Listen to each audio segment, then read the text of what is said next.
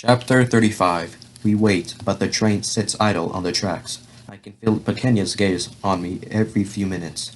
Here, she whispers, offering me some food. I turn away from her. I don't want any food. I don't want anything. You should eat something, she insists, but I ignore her. I don't want to hear her voice, or eat the bread, or wait for that beast that doesn't want to leave.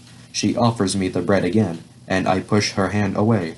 Stop. Don't be mad at me, Pulga. I stare at the tracks. I want to tell her I'm not mad, but I can't. I don't know what I am.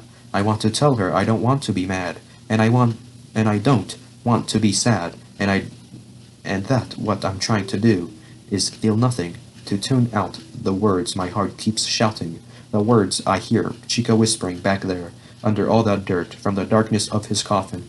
Why are you leaving me? How can you leave? I could run back to the shelter now, let her get on the train by herself, stay with Chico's grave, except I don't have the energy to go back, and I know he wouldn't want me to. So I sit here and wait with Pequena, who is eating bread and staring at the train like the world has not just ended. Do you even care that he's dead? The words come out before I even realize I've thought them, and my hand grabs the bread out of hers, throws it on the ground. I tell my heart stop, but it's too late. It spilled anger and sadness all over the place, and I accept Pequena to shout back, to be hurt, to insult or yell at me. But she just picks up the bread, continues eating it, dirt and all. She looks at me for a long time until I turn away from her face. That holds too much compassion, too much understanding. It makes my heart want to weep. No matter how long we stay here, no matter how long we wait, he's not coming back here, she says.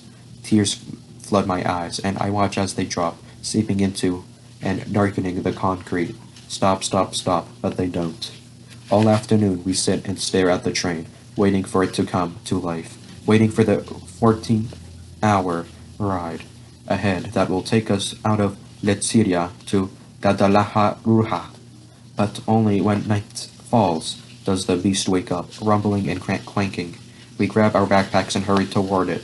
Before it begins moving, before it pulls away, there are only a few of us that I recognize from the shelter, and only a few others who were already here waiting when we arrived.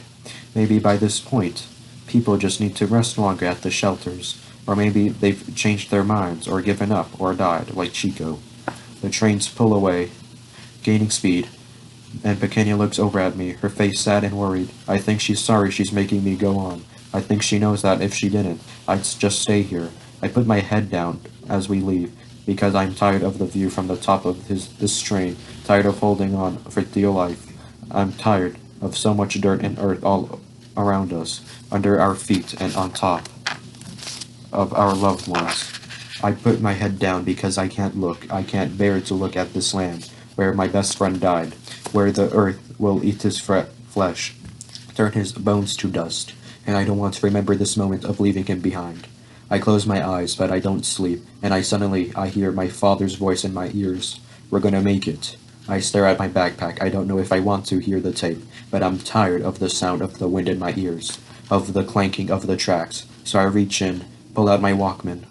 I put on the headphones and press play. I wait for the song to finish, to hear this voice. Someday, Consuelo, the band's gonna make it, baby. I swear we're gonna make it, and I'm going to give you everything you want, everything you've ever wanted. There's only you and me. Now check this one out right here. Listen to that bass. I listen to his words again and again, but my mind begins to wander, and thoughts about the stupid dreams my father had, and the dreams Mama had, and the ones I latched on to roll in before I can push them back out. And I wonder if my father had lived, if he really would have made it as a big-time musician. I used to think, man, how the world missed out on him, on his music, how death robbed him of more than just his life. But now it makes no sense. Why did I ever believe that? Because not many people make it big. Hardly anyone makes it big. And probably my papa never would have made it big. And maybe that would have made him angry, and maybe he would have blamed Mama and me, and maybe he wouldn't have broken Mama's heart, just like Kenya's papi broke Tia's. And maybe all the dreams I've ever thought could have been real were always destined to be crushed. I rewind and listen to his voice again. All I hear are lies. Like the lies I told Don Felicio about Gallo coming to see him soon. Like the lies I told Chico as he lay bleeding. And the ones I told Mama when I insisted everything was okay. Like the lies I've told myself about the future I would have. Maybe my dreams were always meant to be crushed, too. Maybe I wasn't meant to dream.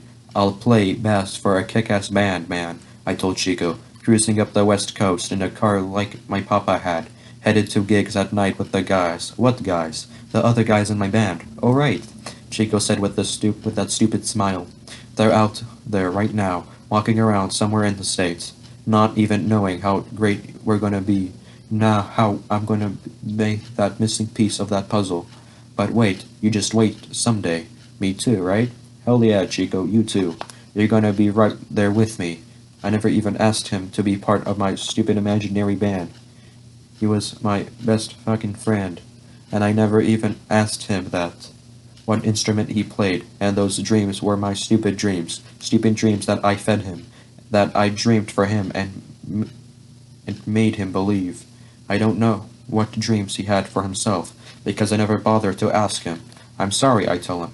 I close my eyes tighter, shame and selfishness flooding through me. I hold on the train tighter as it begins to rain.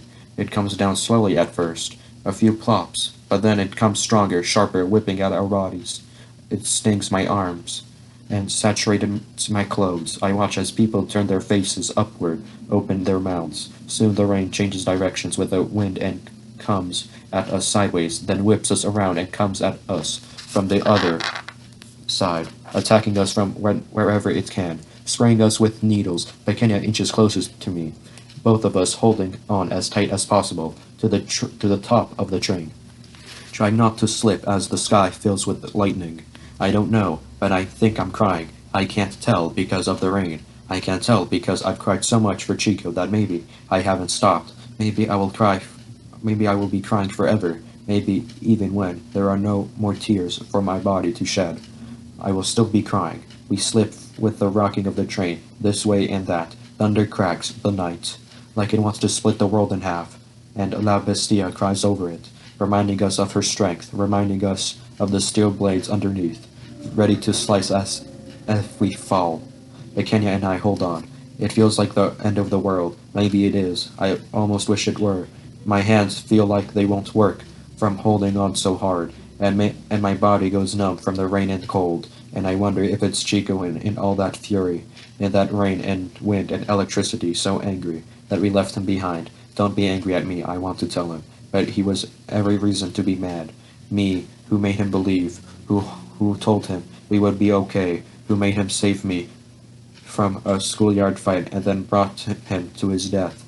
The beast squeals like scared little pigs being led to the slaughter. I killed him. I killed Chico. It's my fault. I'm sorry. I keep my eyes closed. Finally, I give in to sleep. I give in to darkness. The storm rages on. La Bestia does too.